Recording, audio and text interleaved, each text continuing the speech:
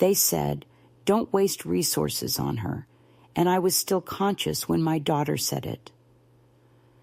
I remember that sentence more clearly than the sound of my own heartbeat that night. The words didn't come like a scream, not even like anger. They arrived quietly, efficiently, like something from a spreadsheet. Numbers, priorities, logistics. My daughter was standing at the foot of my hospital bed, hair pulled tight, her phone still in her hand, the little blue light blinking between messages. She said it softly to the doctor, but I heard her. I heard every word, and the sound of them made me feel heavier than the oxygen mask pressing against my face. Don't waste resources on her. She said it as if I weren't her mother, as if I were an expired policy, a file ready to be closed. The doctor didn't answer right away. He just looked at her, then at me, then back to the monitor, as if mercy was something that needed administrative approval. I remember wanting to speak, to say that I wasn't done yet, that my chest hurt but my mind was still sharp, that I still wanted to live, even if the living looked small to her now. But the words never came. The air hissed, the machines blinked, and my daughter scrolled. That was 8 years ago. I am 81 now.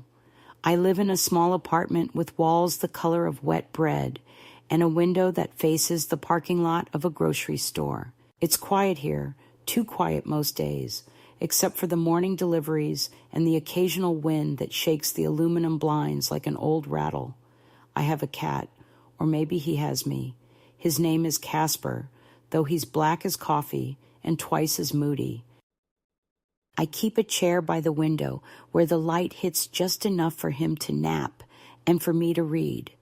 Most of my days are slow, structured, stitched together by habit: tea, pills, radio, the crossword and pencil.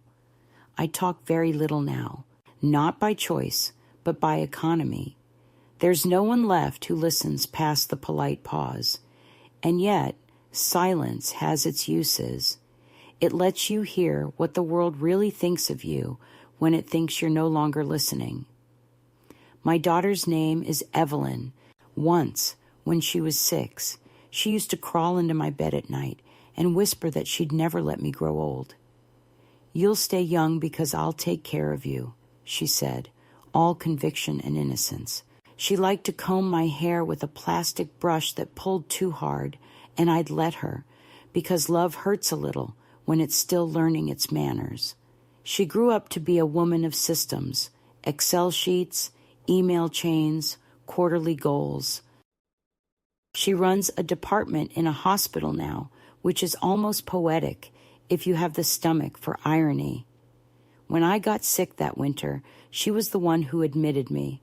Pneumonia, severe, with complications. I was 73 and proud, still volunteering at the local clinic twice a week, still walking to the market with my reusable bags, still pretending that old age was something that happened to other women, until that cough turned to fever, and the fever to drowning inside my own lungs. I remember the night she drove me to the ER. She looked annoyed, not scared. Her first words to the triage nurse were, "She's my mother. She's 80. She has a DNR." She said it like a password, like something that gave her access to control. I didn't even remember signing that paper. I must have. Somewhere among all those forms they make you fill out after 65. Consent, refusal, advance directive, words that make you feel responsible for your own exit. In the ICU, the lights never dim. They hum at a frequency that makes sleep impossible. Every beep, every tube, every sterile breath smells like metal and forgetfulness. When I drifted in and out, I saw her silhouette sitting by the bed, scrolling through her phone, tapping, calculating. Once, a nurse asked if she wanted to sign the form for an experimental antibiotic that might help. She didn't answer right away. She looked at me, at the monitor, and then at her reflection in the screen. "If it's not cost-effective," she said, "don't waste resources." The nurse froze. I remember the sound of her pen dropping, and I remember thinking, oh, she means me. She meant her mother, the same woman who once sold her wedding ring to pay for Evelyn's graduate school tuition, the same woman who worked double shifts in a county clinic so her daughter could have braces and ballet lessons and a room with a pink lamp shaped like a tulip. They thought I didn't hear. I always hear. It's one of the curses of surviving too long. You catch every tone, every sigh, every half-truth meant to soften cruelty.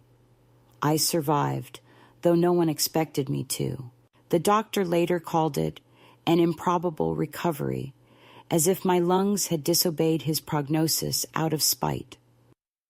When they wheeled me out of the ICU, Evelyn was there, holding a folder of forms.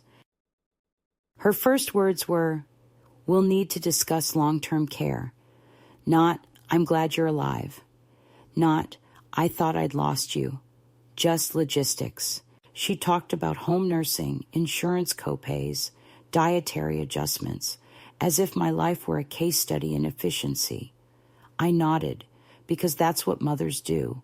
We nod, we accommodate, we make survival polite.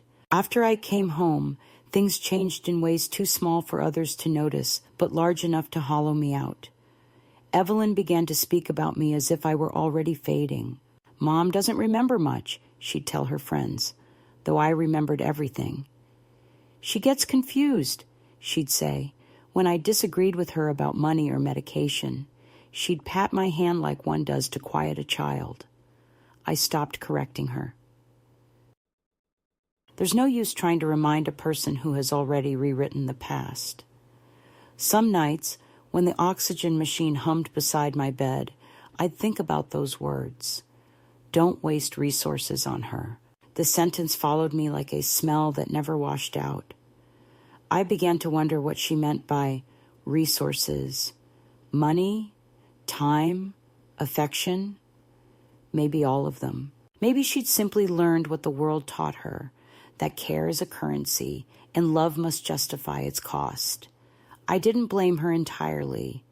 The world makes accountants of us all eventually. We tally kindness like expenses. We measure worth in days survived. Still, something in me hardened that winter, something quiet and steady. Survival, I learned, doesn't always feel like victory. Sometimes it feels like defiance, like a small stubborn act against arithmetic. I started collecting moments that couldn't be priced. The taste of tea after morphine, the weight of a cat settling on your lap, the sound of a stranger laughing in the hallway. Every small thing became a rebellion against her math. It's strange, though. 8 years later, I can still hear the rhythm of that hospital, the steady beep of machines, the smell of disinfectant and loss. I sometimes think the hospital never leaves you. It just changes form. It becomes your apartment, your routines, your quiet. You learn to count your own breaths. You learn not to need applause for continuing. You learn that being alive isn't the same as being saved. And yet, I am here, breathing slowly with purpose. I keep a little box under my bed. Inside is the discharge summary, the one Evelyn never wanted me to see. It lists my condition as recovered with complications, which I find poetic. Life itself is just that, a recovery with complications. I open it sometimes and trace the ink of my own name, the signature that refused to disappear. And in those moments, I don't feel like a victim or a burden. I feel like the last witness to a quiet crime committed in the name of efficiency. I survived. That's the sentence that should have ended the story. But survival is never an ending. It's a waiting room. It's the space between what they did and what you choose to do next. And somewhere in another hospital, under another hum of lights, my daughter is learning what those words really mean. But that comes later. For now, it's just me, the quiet hum of the oxygen, and the echo of her voice, soft, certain, irreversible. Don't waste resources on her. When they discharged me, the air outside the hospital felt unreal, too light, as if I had stepped out of one world into another that no longer recognized me. My daughter drove, both hands on the wheel, eyes hidden behind those dark sunglasses she wore even on cloudy days. She had already folded my discharge papers neatly into a manila folder labeled Mother Medical, as though I were a department she managed. The radio was on but low, some talk show about healthcare reform, and I remember thinking how perfect that was. The irony of discussing resources in aging while my own daughter sat beside me, the living embodiment of the debate. She didn't speak much, only asked if I was comfortable, if I needed to adjust the oxygen flow. Her tone was professional, detached, like a nurse filling a chart. I tried to thank her for staying through the night, but the words fell flat. She shrugged and said, "You don't need to thank me, Mom. It's what family does." But the way she said it made me wonder what she thought family actually was. At home, the living room had been rearranged.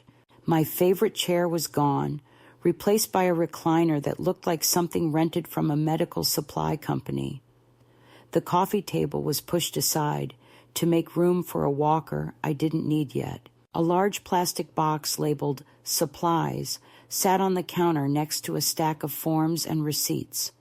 Evelyn moved quickly, efficiently, unpacking syringes, gloves, pill organizers, a blood pressure cuff.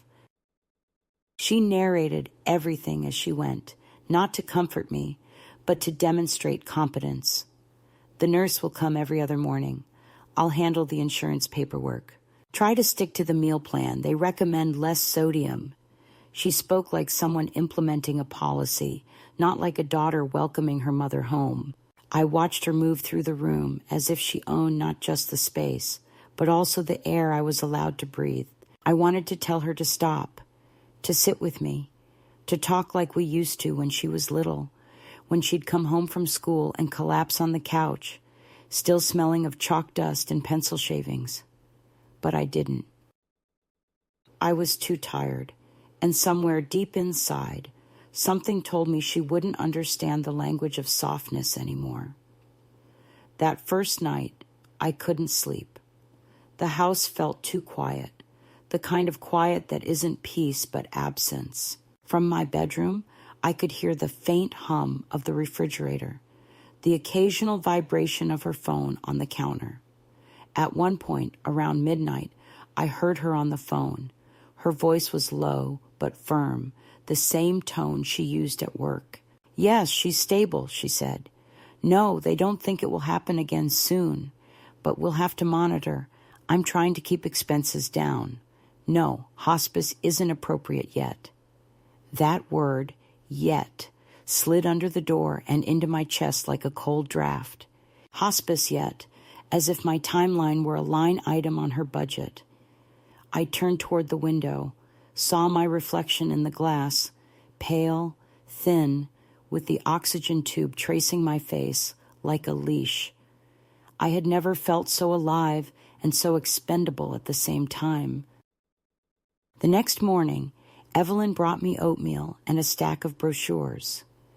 "These are the options," she said, spreading them across the table like tarot cards. "In-home care, assisted living, rehabilitation programs. We'll decide what makes sense." I looked at the glossy pages, smiling seniors in pastel sweaters, holding hands, walking along some staged garden path, and felt a kind of nausea that had nothing to do with illness. She pointed to one of the brochures. "This one's close to me, and they have medical staff on site. You'd be comfortable there." I asked her why she thought I needed to go anywhere at all. She hesitated, then said softly, "Mom, I just think it's time we plan for the next stage. You've had a close call. I can't always be here." I wanted to ask, be here for what? For me or for the performance of being a good daughter? But instead I said, I'm still here, Evelyn. I'm not a stage. She looked at me, the way one looks at an elderly patient who has started to lose sense of reality. Of course you are, she said, smiling tightly. That's why we're planning ahead. Later that week, a social worker came by. Evelyn had arranged it without asking. The woman was kind in that professional way. Gentle tone, practiced empathy. She asked me about my living situation, my finances, my wishes for end-of-life care. I told her I wasn't planning on dying anytime soon. She nodded, wrote something in her file, and asked if I had a power of attorney. Your daughter mentioned she's handling most of your paperwork already, she said. The phrase mentioned hung in the air like smoke. I realized then how completely Evelyn had rewritten the script of my life, how she'd replaced my voice with her own. I signed nothing that day, though she left the forms for my convenience. That afternoon, I sat by the window, watching the world outside. A delivery truck unloaded cases of bottled water for the building. The driver whistled as he worked, young, unaware of how extraordinary it is to have a body that obeys you without question. I thought about my husband, gone 20 years now, and how he would have handled all this. He would have told Evelyn off in that calm way he had, the one that made people listen. But he wasn't here, and I was too weary to fight. Instead, I began to take notes, dates, words, small observations, not out of paranoia, but out of preservation. I wrote down the things she said that others might forget. We can't keep this up forever. You're lucky they still approved the medication. You need to start thinking practically. Each line a brick in the wall she was building between us. The catalyst wasn't the phrase in the hospital. That was the spark. The real fire began quietly in the days after, when she turned care into an audit, when every meal, every pill, every sigh became data. One morning, she found my notebook and skimmed through it. "Mom, why are you writing all this down?" she asked, voice sharp with suspicion. I told her it helped me remember things. She laughed softly. "What things could you possibly forget? You don't go anywhere." I closed the notebook, placed it under the cushion beside me, and smiled. "I remember enough," I said. That was the first time I saw a flicker of something in her eyes. Not guilt, but irritation, the realization that I still had a private world she couldn't quantify. Weeks passed, and the air between us thickened. She stopped hugging me altogether.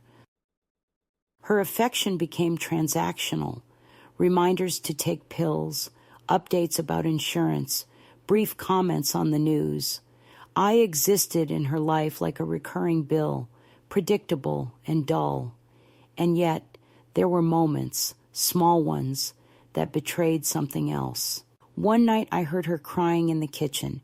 I stayed silent because comfort between us had turned into trespass. But her sobs were muffled, almost angry, as if she resented herself for feeling anything at all. The next morning, she acted as though nothing had happened. The day the nurse came to change my bandages, Evelyn stood in the doorway watching. The nurse, a young man with kind eyes, asked if I wanted him to close the curtains for privacy. Before I could answer, Evelyn said, "It's fine. She doesn't mind." He looked at me, uncertain. I said quietly, "I do mind." He nodded and drew the curtain.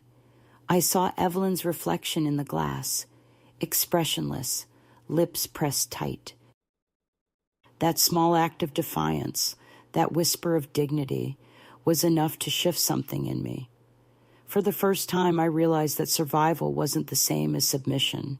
A few days later, I received a letter from the hospital billing department addressed to next of kin. My name wasn't on it.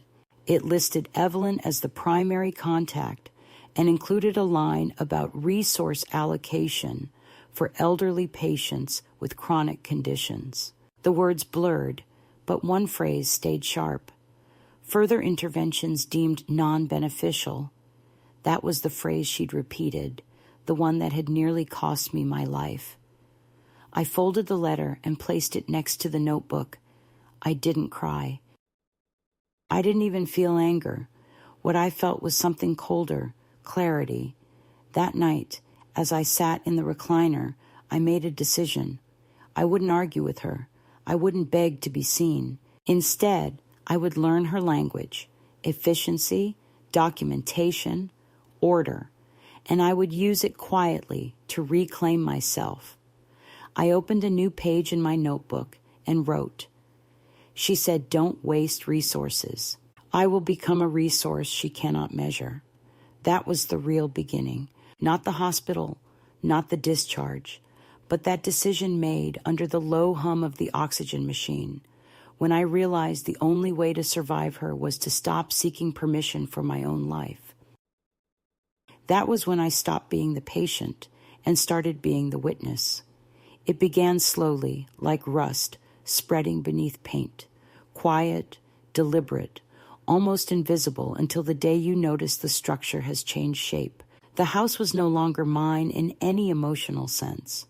Though my name was still on the lease and half the furniture had been bought with the savings I once imagined leaving her. She moved through the rooms with the self-assurance of a landlord inspecting a property. Every object I loved was reclassified as clutter, every habit treated as inefficiency. She installed a monitoring system for safety, a small white camera disguised as a smoke detector in the corner of the living room. "It's standard," she said when I asked. "Everyone's doing it for elderly relatives." I smiled and nodded, though I knew she was lying. Everyone wasn't doing it. She was. The same week, she installed an app on my phone to track my activity. "So I can check you're moving around," she explained. "It's for your health." The irony of her sudden devotion to my movement did not escape me. I had spent my life moving for her, working, saving, cleaning, driving, and now she was studying my steps as though the pattern could justify her guilt. At first, I played along. I let her think I was obedient because disobedience frightened her more than illness ever had. She would come in every evening after work, heels clicking on the tile, carrying her bag like a shield. "How was your day?" she would ask, voice already tired.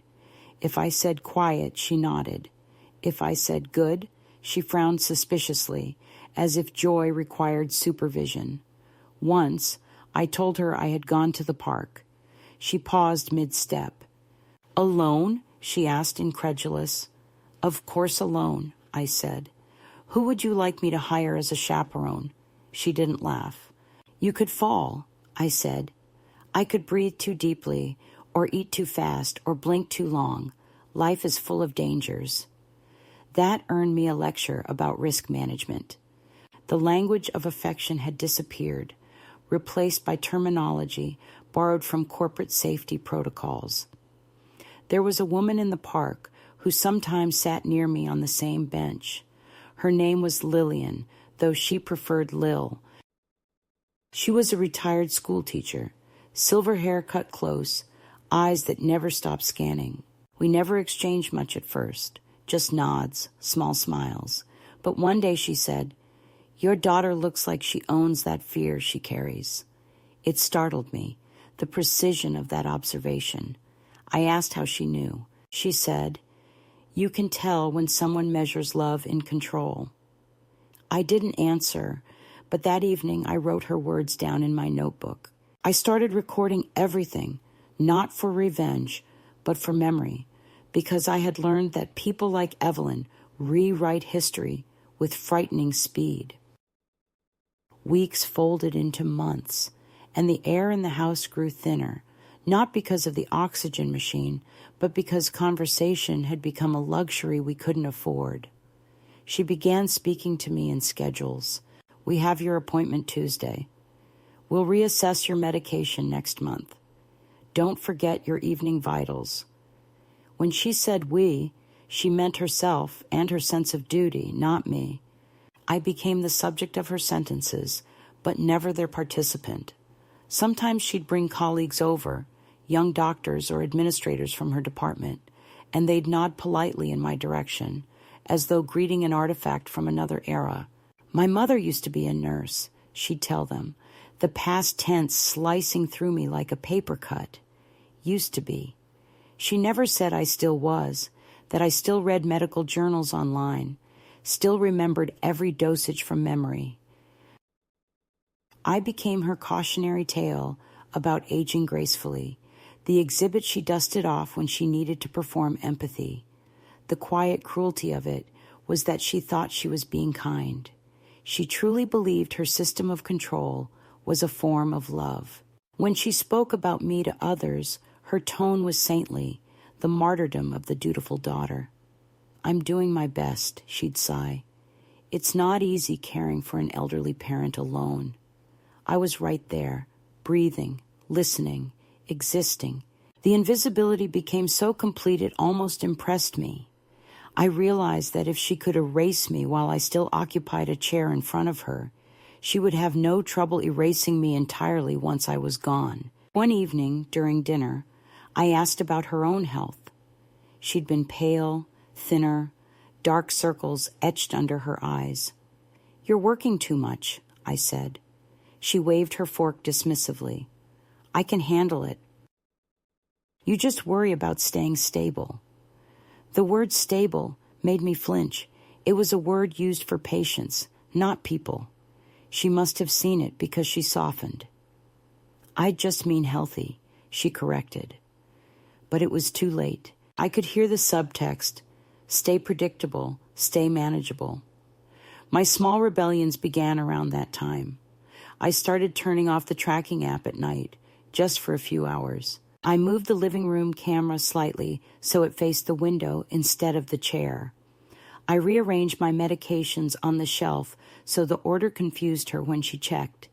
These were trivial acts, yet they felt monumental. Freedom often begins in the smallest defiance. Each gesture reminded me that I still had an interior life, a space she could not quantify. I even began visiting the park more frequently, talking longer with Lil. She told me about her late husband, her son in Seattle, her love of crosswords. She listened to me in a way my own daughter no longer could. Once, she touched my hand and said, "You look too alive for how they describe you." It was meant as kindness, but it cut deep. I realized then that Evelyn had managed to convince others, maybe even me, that I was already half gone. At home, her need for order intensified. She began leaving printed lists on the fridge, reminders, dosages, meal times, exercise minutes. Each list carried her initials at the bottom, like a manager signing off on a report. "You're meticulous," I said one morning. "I have to be," she replied. "Mistakes cost." She meant medical mistakes, but I heard the larger meaning. Mistakes cost her image, her control, her peace of mind. When she spoke now, there was always an audience in her imagination. Colleagues, neighbors, invisible judges who might applaud her efficiency. The only thing missing was tenderness. Around this time, I found an envelope addressed to me in the stack of mail. It was from the insurance company, but the letterhead read, "Palliative Review." The words blurred for a moment before settling into place. It was a summary of benefits, outlining eligibility for hospice coverage. I sat at the kitchen table, letter trembling in my hand, and waited for her to come home. When she did, I asked about it. She blinked, then said, "It's just standard paperwork, nothing to worry about." I asked why she hadn't told me. She hesitated, then sighed. "I'm trying to stay ahead of things, Mom. You never know." "You never know what?" I asked. "When you'll need it," she said simply, as though that explained everything. I folded the letter carefully and slid it under my notebook. That night, I couldn't eat. There were days when I tried to reach her, genuinely tried. I asked about her work, her friends, her plans. She always answered in fragments, short, efficient updates, then changed the subject back to me. "You shouldn't stress," she'd say. "You get agitated easily." I wanted to shout that agitation was the only proof left that I was still alive, but shouting required energy I no longer wished to give her. So I retreated into silence, the only form of power she couldn't intercept. It was Lil who first noticed the bruise on my wrist. "What happened?" she asked one morning in the park. I looked down at the faint purple mark and said, "Nothing, just a blood draw." It wasn't entirely true. It was from when Evelyn had grabbed my arm too firmly while adjusting my oxygen line. It hadn't been violent, just careless, a moment of frustration when I moved too slowly. But that tiny bruise told a story neither of us wanted to name. I told Lil it was nothing, but that evening I sat by the mirror and traced the outline with my fingertip. I thought of the years I spent protecting my daughter from the world, and how easily she now bruised me in the name of care. Winter came early that year. The days shortened, the house grew colder, and Evelyn's visits became shorter too. She said she was traveling for conferences, that she was overworked, that I should be proud of her. And I was proud in a distant, muted way. She had succeeded in every measurable sense. Yet the more she achieved, the smaller I became in her life. One night, when the snow began to fall, I sat by the window and whispered aloud, "You said don't waste resources. I wonder what you'll do when you run out of me." I began saving money secretly again, the way I had when I was young and afraid of not surviving another winter. A few small deposits from my pension, tucked into an envelope beneath my bed. It wasn't much, but it represented something she couldn't control, my future, however small.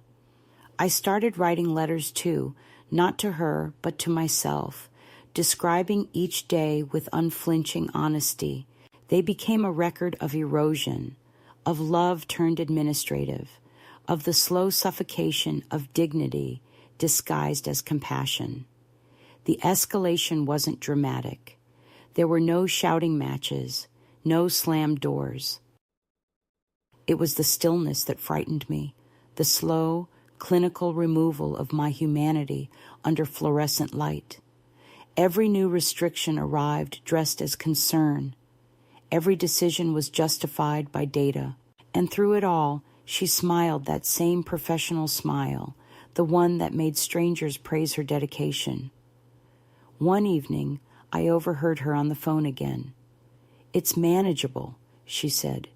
"She's stable. She still insists on some independence, but we're making progress." Progress, that was the word she used, as if I were a case study showing measurable improvement in compliance. I wanted to laugh, but laughter requires air, and air had become expensive. The night after, I went to bed early and dreamt of my younger self, standing in the clinic where I once worked, surrounded by patients who thanked me for kindnesses I no longer remembered. In the dream, I was the one saying, "Don't waste resources," but this time it meant something different. It meant don't waste your soul on people who only see you as a ledger. When I woke, the oxygen machine hummed beside me, steady and faithful. I looked at the ceiling and whispered, "I won't." That was how the quiet war began, not with shouting or rebellion, but with an old woman's promise whispered into the dark. I wouldn't waste my remaining days trying to be seen by someone who had already decided to look away. If she believed my life was a cost, then I would make it priceless in ways she'd never measure. The escalation wasn't hers anymore. It was mine. The change began the way light shifts in a long corridor, gradually, almost imperceptibly, until one day you notice the shadows have rearranged themselves. I didn't plan to rebel, not consciously. What happened was smaller and stranger. I started wanting to exist again. After months of being reduced to numbers, I began craving the texture of the world, the rough edges of it, the parts that don't fit into a spreadsheet. It began with a letter, though I hadn't written one in years. I found a stack of old stationery in the bottom drawer of my dresser, yellowed at the edges, the faint scent of lavender clinging to the paper. I sat by the window one afternoon and began to write, not to anyone, but for the sake of seeing my own thoughts take shape. The first sentence surprised me. Today I remembered what it feels like to be alive, and it frightened me. I wrote for an hour, filling 3 pages with the kind of truth you only whisper to yourself. When I finished, I folded the letter, sealed it in an envelope, and placed it on the kitchen table. Evelyn found it that evening. She thought it was meant for her and tore it open. I watched her eyes move across the lines, her mouth tightening with every sentence. "What is this supposed to mean?" she asked, her voice brittle. "It means I was thinking," I said. "You shouldn't write things like this," she snapped. "People might misunderstand." I smiled faintly. That's the risk of being read. She tore the letter in half and threw it in the bin. Later, when she went to bed, I fished the pieces out and taped them back together. They looked more beautiful that way, the cracks visible, the truth imperfect but whole again. That night, I dreamed of my husband. He was standing in the old garden, the one we had behind our first house, surrounded by lilac bushes. He was younger than the last time I saw him, his hair dark again, his hands steady. He said nothing, just nodded toward the horizon where the sun was breaking through. When I woke, I understood what he meant. I couldn't keep living like an exhibit in my daughter's museum of responsibility. I needed air, and not the kind that came through a tube, so I started walking. Not far at first, just to the corner store, then around the block, then to the park where I used to meet Lil. The first time I went without telling Evelyn, my hands shook from the thrill of disobedience. I walked slowly, my breath uneven, but the air tasted clean and deliberate. The trees were shedding their last leaves, gold and red scattered across the path like confetti from a forgotten celebration. When I reached the bench, Lil was there, reading a book. She looked up, startled. "You disappeared for weeks," she said. "I thought you'd moved." "I was being managed," I replied, and she laughed, not because it was funny, but because it was too true not to be. We sat together in silence for a long while. When I told her I'd started writing again, she nodded approvingly. "That's good," she said. "Writing keeps you real when they start narrating you in the past tense." I began keeping a small notebook in my coat pocket. I wrote down everything I noticed, the slant of light on the pavement, the smell of roasted chestnuts from a street cart, the sound of 2 teenagers arguing about music. Every detail was proof that the world was still larger than my daughter's control. I didn't hide the notebook, but I didn't show it to her either. It became a secret form of breathing. Around that time, Evelyn got promoted. Her calls became shorter, her visits more rushed. She brought me pre-cooked meals labeled with expiration dates, each container stamped with my name. She thought it was kindness, efficiency.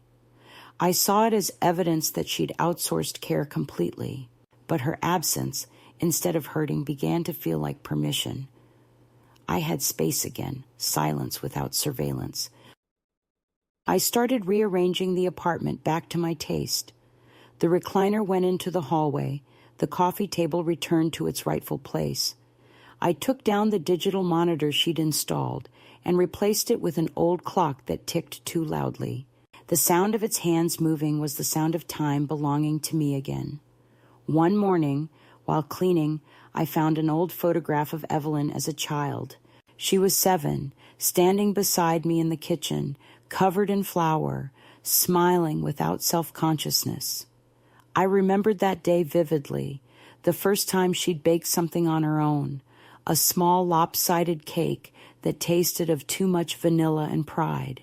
I held the photo for a long time, then pinned it to the fridge where the insurance schedules used to hang. When she next visited, she noticed immediately. "Why did you put that there?" she asked. "Because it's real," I said. "It's not data. It's us." She looked at it for a moment, then turned away. "You really shouldn't dwell on the past, Mom. It makes you sentimental." "And what should I dwell on instead?" I asked. She didn't answer. The next day, I wrote her a letter. This time, I sent it to her office. I didn't sign it as Mom. I just wrote, "From someone who remembers you differently."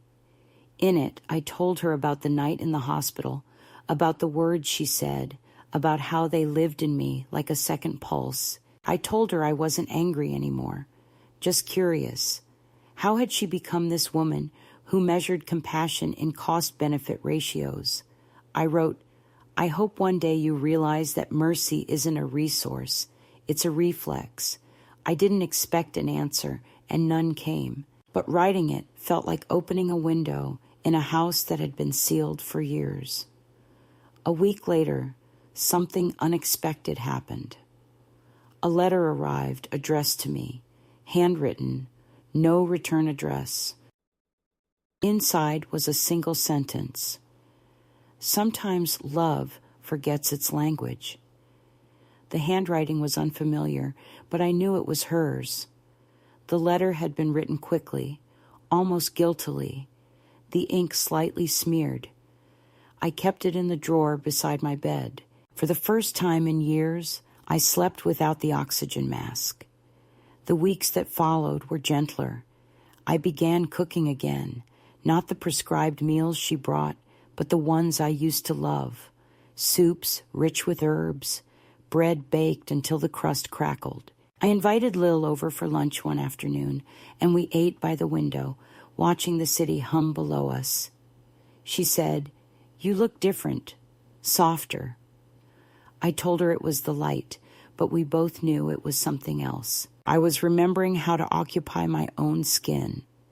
Then one afternoon, while sorting through old mail, I found a notice from the hospital, a routine follow-up appointment I hadn't attended. I almost threw it away, but something made me call. The receptionist recognized my name. "We were wondering what happened," she said. "Your daughter canceled all future appointments."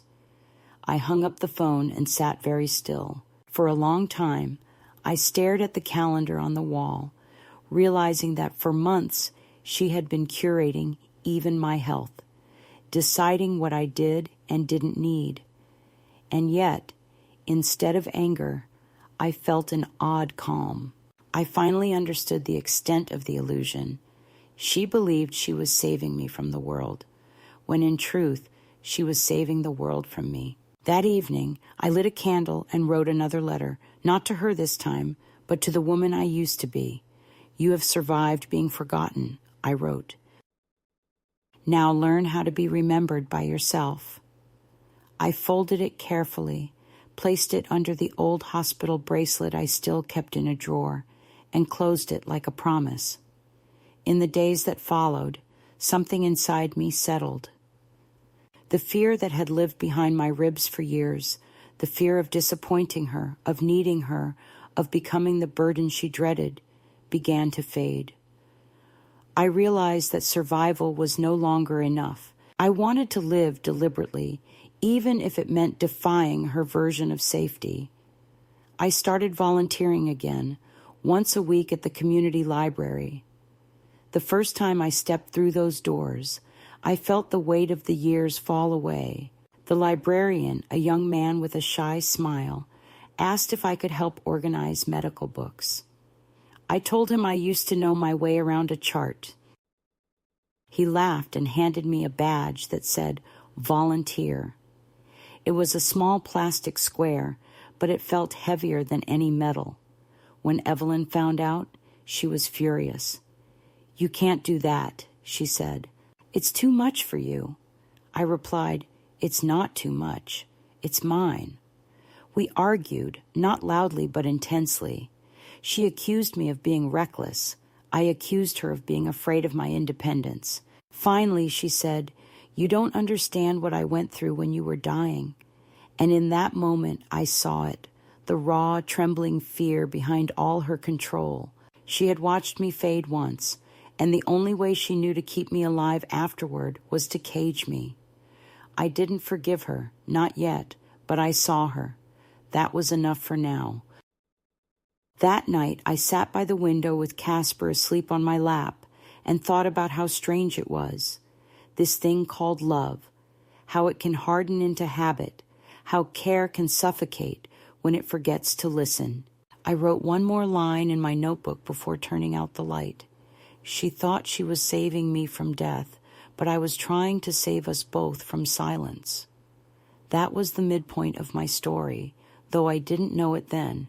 It was the moment the balance shifted, from being observed to observing, from being managed to managing myself. The oxygen machine hummed softly beside me, steady and indifferent, but I didn't need it that night. I had learned to breathe again on my own terms. The winter she got sick arrived like a thief, silent and efficient, stealing the ordinary first, the ease of breath, the rhythm of her mornings, the invisible armor of youth she still wore in her walk and her voice. I didn't know at first. For months we had spoken only in polite fragments, quick phone calls about appointments, invoices, prescriptions. Then one afternoon, I heard a message on my machine, her voice trembling under its usual precision. "I might need to cancel Sunday. There's a test. Nothing serious." She didn't say what kind of test, and I didn't ask. It had been years since I was invited into her vulnerability, but the sound of her voice that day haunted me. It had lost its sharp edges, and I recognized the fatigue that lives between denial and confession. A week later, I learned from her ex-husband, an awkward man who still brought me flowers on Mother's Day, even after their divorce, that she had been diagnosed with breast cancer. Stage 2, maybe 3. Aggressive, he said quietly, as if the adjective could soften the fact. I hung up the phone and sat for a long time without moving. I wasn't sure what I was supposed to feel. Justice? Sorrow? The old reflex of maternal panic tried to rise, but it collided with the memory of that hospital night, with her voice saying, "Don't waste resources on her." I remembered the chill of those words and how I had lived 8 years with their echo, stitched under my skin. And now fate, or biology, or randomness had turned the sentence back toward her. I thought of the symmetry, cruel and poetic. It should have felt like vindication, but instead it tasted like ash. I made tea and stared out the window, watching the snow fall in heavy, deliberate flakes. Each one melted against the glass as soon as it touched, vanishing before I could decide whether to mourn or admire it. That night, I couldn't sleep. My mind moved in circles between memory and instinct. The mother in me, the one she'd tried to retire long ago, kept whispering that I should go to her. The woman I had become after years of quiet erasure told me to stay where I was, to let her learn what it feels like to be measured, to be spoken about in hushed tones, to become the subject of efficiency rather than compassion. But I couldn't find comfort in either choice. There's no peace in revenge when the person who wronged you shares your blood. I watched the clock crawl past midnight, the oxygen machine humming its mechanical lullaby, and I realized that if I waited for the right feeling to act, I would never move at all. The next morning, I called the hospital, the same one where she had once told them to stop treating me. I expected to speak to a stranger, but when the receptionist transferred me to the oncology floor, a man's voice came through the line, a voice I recognized instantly. It was Dr. Patel, the same physician who had cared for me 8 years before. Mrs. Grant, he said, surprise softening into something like awe. You're still with us. Apparently, I replied. My daughter is your patient now. There was a pause, long enough for memory to pass between us without words. I'm sorry, he said finally, his tone heavy with all the apologies the world never taught him to make. She's in good hands. I know, I said, and hung up. 2 days later, I took the bus to the hospital. I told no one. The corridors smelled exactly the same, antiseptic, plastic, exhaustion. I moved slowly, unseen among nurses and visitors.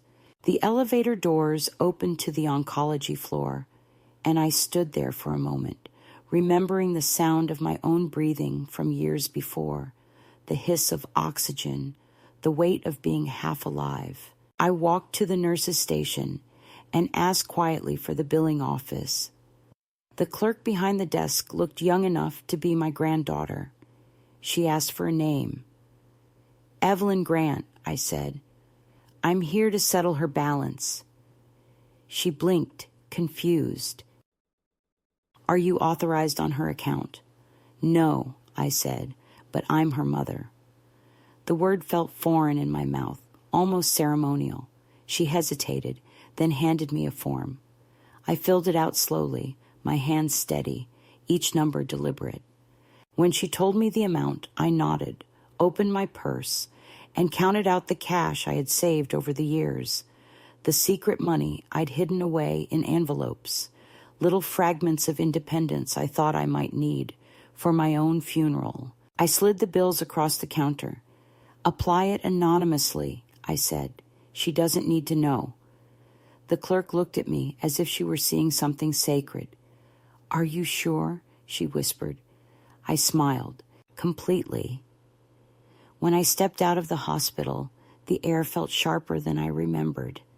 I walked slowly down the icy pavement, my body trembling, not from the cold, but from the enormity of what I had done. I had reversed her arithmetic. She had once tried to quantify my worth, and now I had given her something she couldn't calculate. Mercy without audience. I thought of her waking up to find her bill cleared, wondering which system had glitched, what algorithm had decided her life was worth more today than yesterday. I imagined her calling the office, demanding explanations, her voice tightening when they said, "It's been taken care of." That image should have satisfied me, but it didn't. I felt no triumph, only a strange emptiness, like standing at the edge of forgiveness and realizing the other person might never arrive to meet you there. 3 days passed before she called. "Mom," she said, her voice unsteady, stripped of its usual authority. Did you pay something?" I hesitated just long enough for the silence to say yes. "Why would you do that?" she asked. "You didn't have to." "Because you're my daughter," I said simply, "and because I remember what it feels like to be reduced to a line item." She sighed, and I could hear her trying to keep her voice from breaking. "I didn't mean what I said back then," she whispered. "I was scared." "I know," I said. So was I. We stayed quiet after that, 2 women connected by blood and damage, listening to the static on the line as if it could fill the space between us. She began calling more often after that, short conversations about mundane things, the weather, the news, her treatment schedule. She never said thank you, not directly, but her tone softened, and that was enough. When she came home for a few days between chemo cycles, she looked fragile in a way I had never seen before. Her hair had thinned, her skin pale as porcelain. She tried to act brisk, setting her bag down and checking the thermostat, but her hands trembled.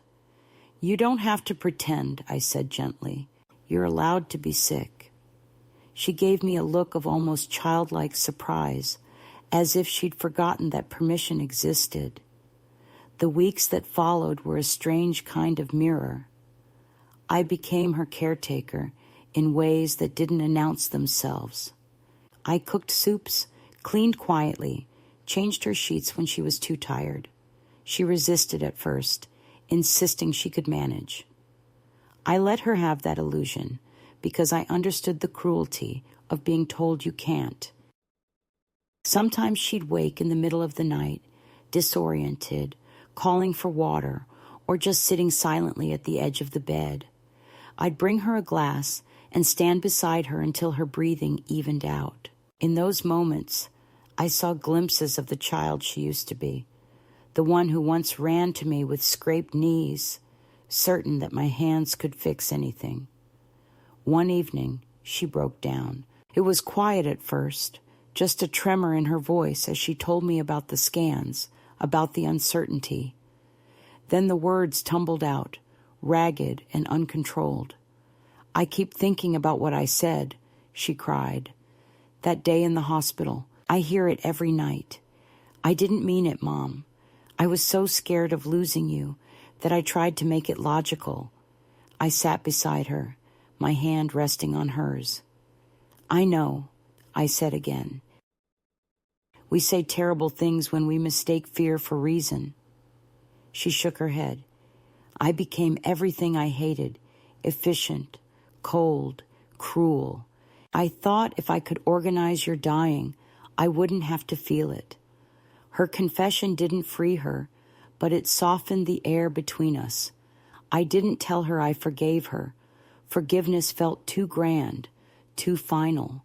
What I gave her instead was presence, the thing she had once denied me. As the months passed, her condition wavered between hope and decline. There were good days when she'd make tea and talk about work, as if the future were still infinite, and there were bad days when she'd lie on the couch, eyes half closed, her breath shallow. I stayed, not out of obligation, but out of quiet choice. I understood now that love isn't a transaction. It's a rhythm, sometimes uneven, but real in its persistence. One afternoon while she was napping, I sat by her bedside and opened my notebook. On a blank page, I wrote, "She measured my worth in resources. I measure hers in heartbeats. Neither of us was wrong. We were just speaking different languages." Eventually, the treatments ended. The doctors said, "remission," the word that sounds like hope wrapped in caution.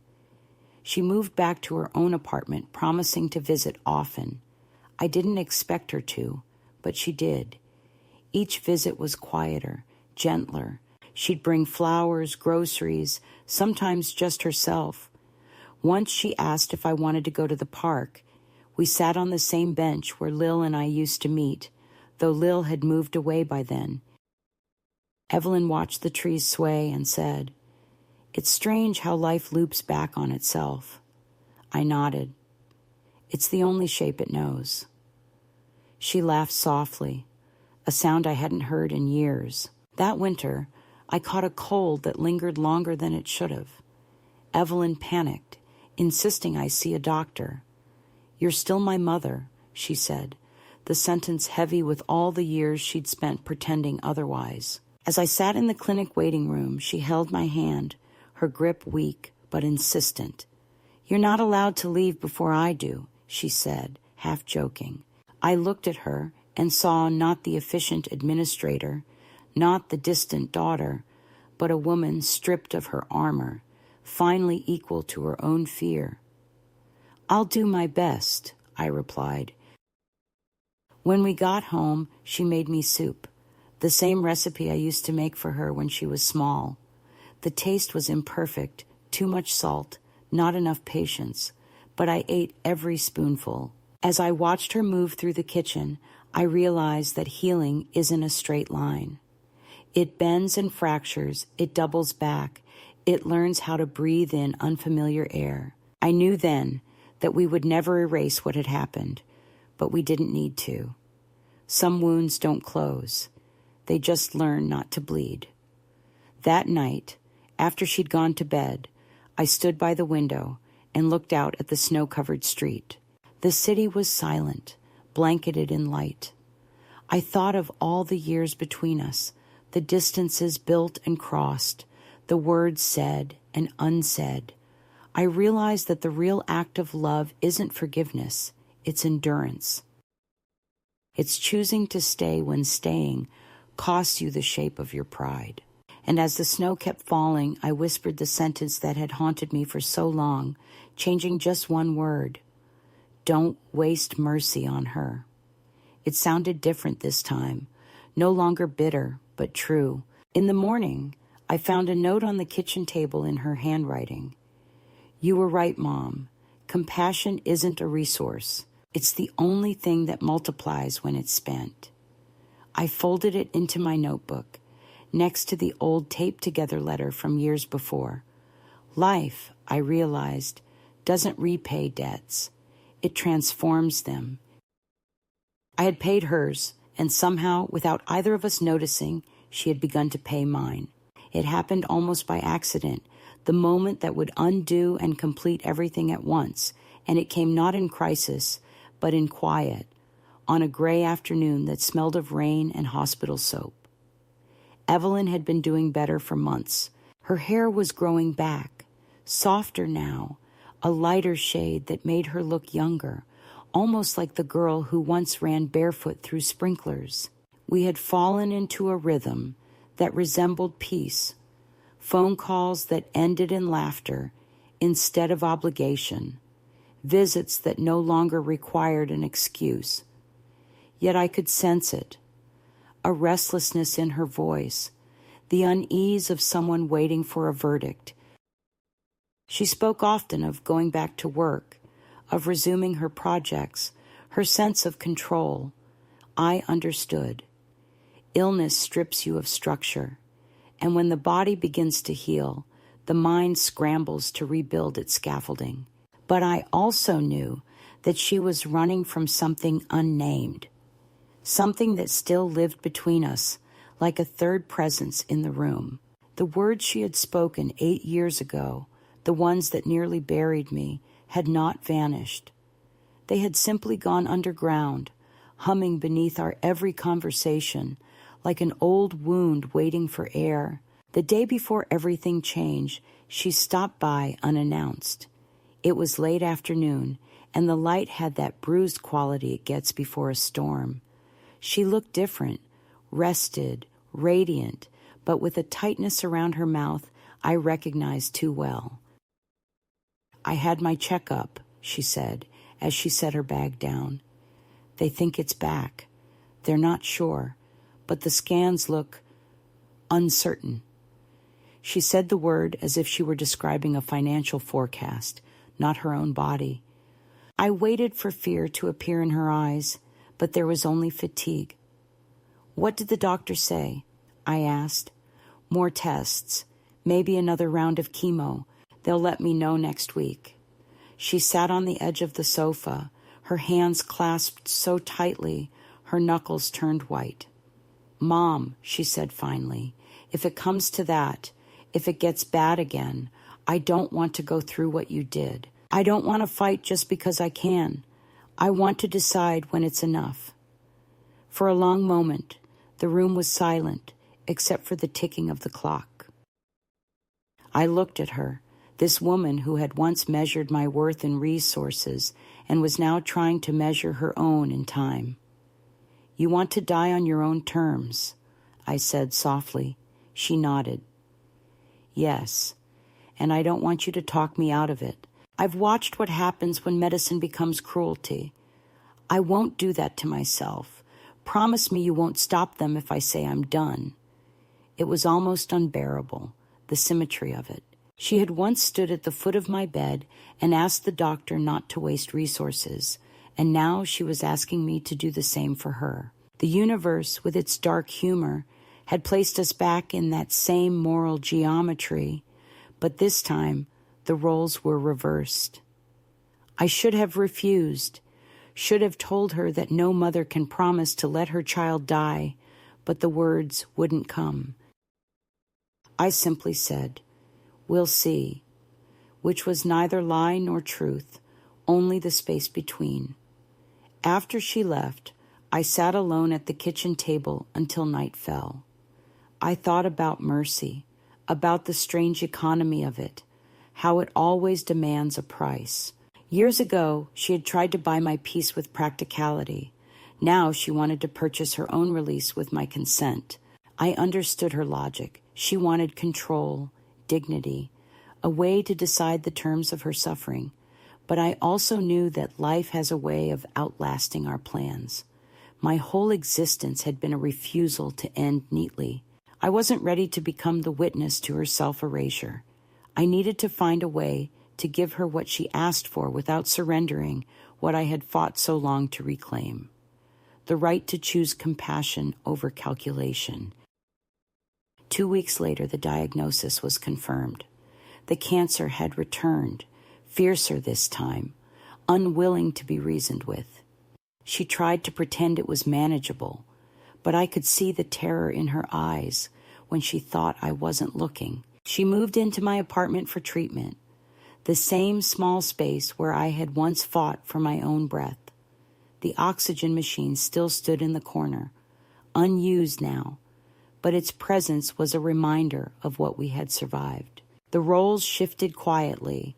She became the one tethered to machines, I the one taking notes, scheduling appointments, cooking bland food that neither of us wanted to eat. There was a strange grace in it, a rhythm born from old habits.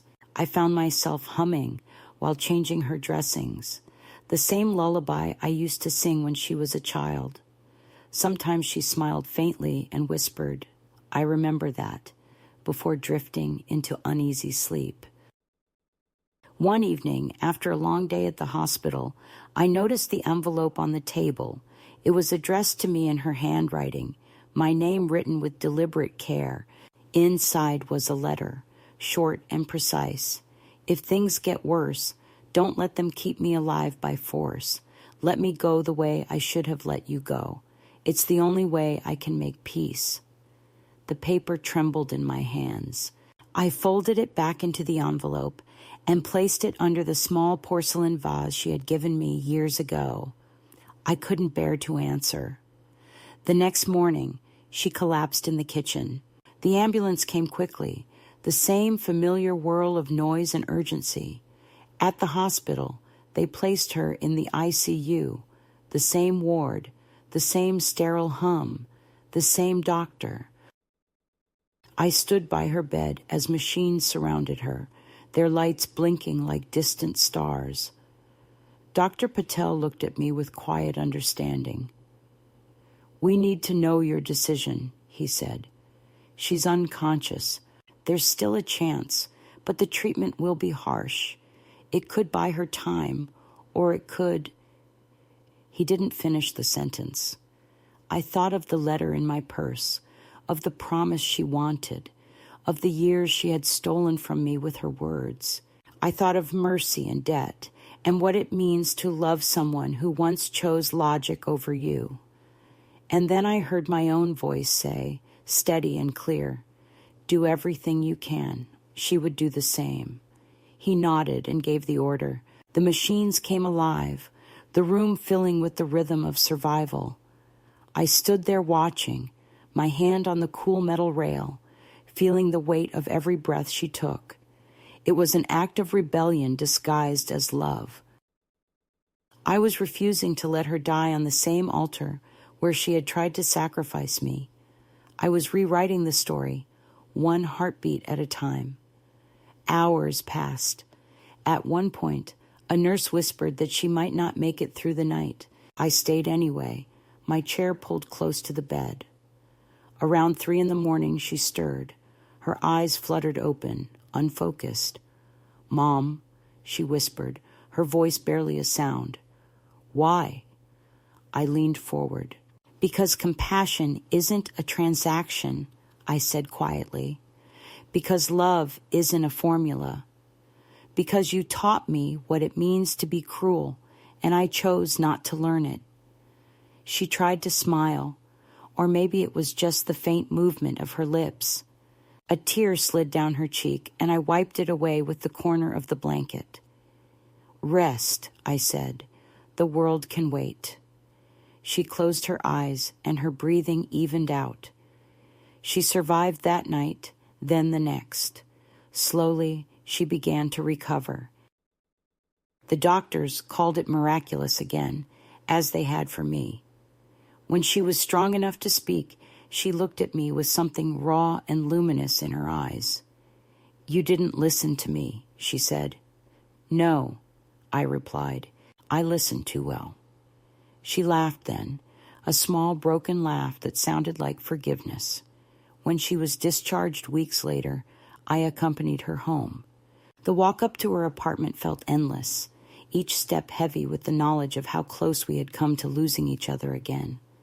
Inside, everything looked the same, neat, orderly, sterile, but it felt different now. She stood in the middle of the room, uncertain. "I don't know how to start over," she said. "You already have," I told her. "You're breathing." She turned to me, tears glinting in her eyes. "How did you survive all that time, Mom?" After what I said, I thought for a long moment before answering. I decided to be human, even when it was unfashionable. She laughed through her tears. "You make it sound easy." "It isn't," I said, "but it's the only thing worth doing." In the weeks that followed, I saw her change. Slowly, cautiously, she began to live differently. She started volunteering at the same clinic where I used to work.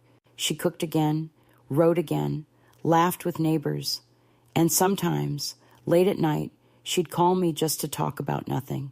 We never spoke directly about what had happened in the ICU, but the silence between us no longer felt heavy. It was full of understanding, of unspoken gratitude. Months later, I found the envelope again, still tucked under the vase. I opened it and read the letter once more. The words no longer hurt. They were simply the evidence of a woman trying to make sense of her fear. I folded it carefully, placed it in my notebook beside the others, and wrote beneath it, "We both asked to be released. Neither of us was ready to let go." That was the day I realized the story had completed its circle. Once, she had asked the world to stop fighting for me. Now I had fought for her, not out of revenge, but out of recognition. Life had given us both the chance to make the same mistake twice, and this time I chose differently. The act itself was simple, almost invisible to anyone else, but it was everything. It was my declaration, my final rebellion against the arithmetic of mercy. I had done the unthinkable. I had loved without condition, and that, I knew, would echo longer than any apology. Spring arrived without ceremony, just the slow lifting of gray from the sky and the return of birdsong that sounded both fragile and ancient, like something rediscovered rather than new. By then, Evelyn was well enough to walk again, though she moved with the careful grace of someone who knew the body could no longer be trusted. She visited me often, sometimes every day, sometimes only once a week, depending on her strength. She brought with her small gifts that didn't feel like offerings, but acknowledgments. A loaf of bread, still warm from the bakery, a bouquet of lilacs that filled the apartment with a sweetness I had forgotten, a book of poetry she said she found by accident, but I knew she had chosen for me. We talked about everything and nothing, the banal details that make up real intimacy, the kind that doesn't need to heal or explain. I could feel the distance that had defined us for so long dissolving, not through confession, but through the quiet repetition of care. Every time she placed a cup of tea in front of me, every time she covered me with a blanket I didn't ask for, I understood that she was trying, in her own way, to speak the language we had both forgotten. One evening, as the sun folded itself into the horizon, she asked if she could stay the night. There was no reason to, no illness demanding it, just a hesitation in her voice that reminded me of the child she once was. "Of course," I said, and she smiled, the kind of small, grateful smile that appears only when someone is too tired to pretend. We spent the evening listening to old records. I had kept the turntable all these years, even though she'd once told me to throw it out, calling it obsolete. Now she sat cross-legged on the floor, reading the liner notes like sacred text. When the needle caught the groove and the room filled with the slow ache of violins, she leaned her head against my knee. It was such a simple gesture, almost accidental, but it undid me. I rested my hand on her hair, felt its uneven texture where the new growth met the old, and thought of how time had rewritten both of us, how we had become versions of each other's survival. Later, after she had gone to bed, I stood by the window. The city outside was breathing in rhythm with the spring rain, slow and steady. I thought about everything that had passed between us, the years of silence, the sharp words, the unbearable symmetry of our pain. For so long I had imagined forgiveness as a grand event, a single act of mercy that would wipe away the past. But what I had learned was quieter. Forgiveness isn't something you give once. It's something you practice, like breathing. You choose it each morning, even when the memory of betrayal still whispers under your skin. You choose it because the alternative is to live chained to someone else's fear. In the weeks that followed, Evelyn began visiting the hospital again, but not as a patient. She had started volunteering in palliative care, sitting with the dying, reading to them, sometimes just holding their hands. "It's strange," she said one day, "but it feels like home." I smiled because I knew exactly what she meant. For people like us, survival had always been a form of unfinished work, and perhaps this was her way of finishing what she had once broken. She told me about an old man who reminded her of me, how he refused to let the nurses close the blinds because he wanted to see the sky until the very end. "He said the sky is proof that we're not trapped," she told me, "that we still belong to something infinite." I nodded. "He's right," I said. "Even when we can't move, the light still does."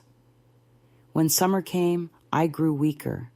It wasn't dramatic, just the slow thinning of energy, the quiet shortening of breath. My body was performing its own soft retreat, and for once, I wasn't afraid. Evelyn noticed, of course. She pretended not to, fussing over meals, checking my medication, but I saw the tremor in her hands each time she poured water into my glass. One afternoon, I found her sitting at the kitchen table, crying silently. "I don't want you to go," she said, her voice breaking on the last word. I sat beside her, took her face in my hands, and said, "You already let me go once. The second time will be easier." She shook her head. "No, it won't. I didn't understand what I was doing before. Now I do." I smiled. "Then this time, you'll do it with love." A few days later, she brought me to the park. I was too frail to walk far, so she pushed me in a wheelchair along the familiar path, lined with trees that had grown thicker and darker with age. The bench where Lil and I used to sit was still there, though its paint had peeled, and the initials carved into it were almost erased. Evelyn sat beside me, holding my hand as the wind stirred the leaves. "Do you ever think about the end?" she asked. "Every day," I said, "but not the way you think. I don't imagine dying. I imagine the quiet that comes after, the peace of not being misunderstood anymore." She looked at me, startled. "Is that what you want?" "No," I said softly. "What I want is for you to keep living without turning it into a debt." When we returned home that evening, she made tea and read aloud from the poetry book she had given me. Her voice trembled on certain lines, the ones about forgiveness. about daughters who become their mothers without realizing it. I closed my eyes and listened, the sound of her voice carrying through the small apartment like a benediction. For the first time in years, I felt completely still inside myself. No anger, no regret, just a vast, steady calm. A week later, when she came by in the morning, she found me asleep in the chair by the window. The tea I had made was still warm. She told me later, when she could speak about it, that she stood there for a long time before touching me, afraid to confirm what she already knew. She said my face looked peaceful, almost amused, as if I had heard a good joke and was keeping it to myself. There was no drama, no struggle, just the quiet conclusion of a long conversation between my body and time. She arranged the funeral herself, simple and unadorned, just as I would have wanted. No speeches, no platitudes. Instead, she asked each person to bring something small that reminded them of compassion, a flower, a note, a photo, a stone. She placed mine, the hospital bracelet I had kept all those years, on the table beside the urn. Later, she told me that when she looked at it, she finally understood what it had meant, not a symbol of survival, but a reminder that mercy once given never disappears. Now, when she tells our story, she doesn't start with guilt or illness. She begins with a sentence that sounds like a prayer. My mother taught me that compassion isn't a resource, it's a decision. I imagine her saying it to someone younger, perhaps a patient, perhaps her own daughter one day. And I know that even if she forgets every detail of who I was, she'll remember that truth. That will be enough. If I could speak to her one last time, I wouldn't say goodbye. I would say what I wish someone had told me long ago, that love doesn't end when the heart stops beating. It ends only when we stop choosing it. I would tell her to keep choosing, to look at the world, even when it hurts, and stay human. And maybe, just maybe, to keep a seat by the window open, so that when the light changes, she'll know I'm still there, somewhere in that quiet golden air, watching her live the rest of the story we both survived.